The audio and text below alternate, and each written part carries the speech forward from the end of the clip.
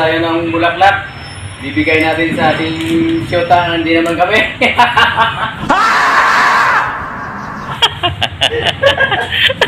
Paano nangyari yun?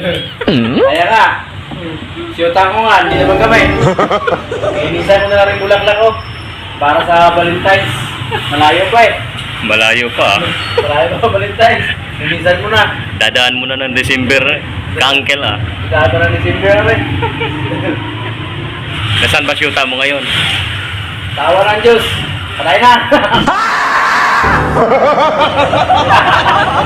Tawa ng Diyos, patay na. Maghanap ka na lang ng panibago. Wala nang bago, puro na luma. A few moments later. Bulaklak ka ba? Aba, bakit? Ganda mo kasi.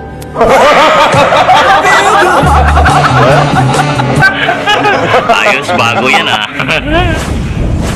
Bulaklak ka ba? Bakit? Para kasing nalantanay. Ano yung matanda na? Lantang bulaklak na. Wala nang bango, uncle. Wala na ang ano. Laya ng tower. Lupay-pay na yung bulaklak na yun, ano? Para kang bulaklak. Bakit? Ang bango mo. Karinyoso ka pala, uncle. Pagdating sa mga babae, ha? Dinadaan mo sa bulaklak. Sa mga chicks dyan, available. Dito na ako sa kay Uncle. Libre kayo ng bulaklak. Oo, di nga. Ang dami mga bulaklak, uncle, ha? Yan. Libre yan, para sa available. Ililibre mo. Libre. Basta available. Oo. Ba, saan ka pa? Libre trip pa. Daming bulaklak, no? Ibig sabihin, bibigyan mo yung mga chicks na available na lalapit sa'yo. Bigyan mo ari. Oh, uncle, may nag-text dito. Isang byuda, available daw.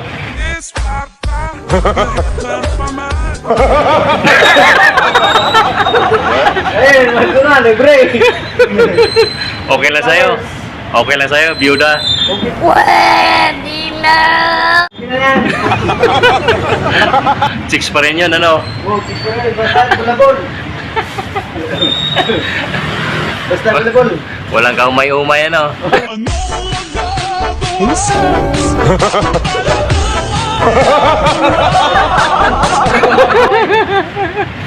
Ganda na yan, gawar mo experience. Oo. Hindi, wala nang pahirapan, ano? Walang pirapan. Kabisado na mga gagawin, ano? Spesial na. Hindi na dapat turuan. Ano ba dapat ituro? Sayang, maglaba. O yun. Hindi yata asawang hanap mo. Hanap mo yata katulong. Magi kami, wala naman sila laban. Wala naman akong damit. Ayun. Hindi naman si Orsaing. Wala naman kami bigas.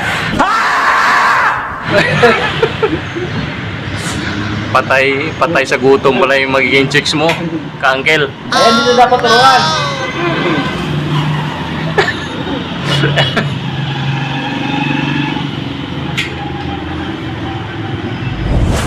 Mga ka-uncle, huwag makalimutan mag-subscribe para masarap ang ulam mo bukas.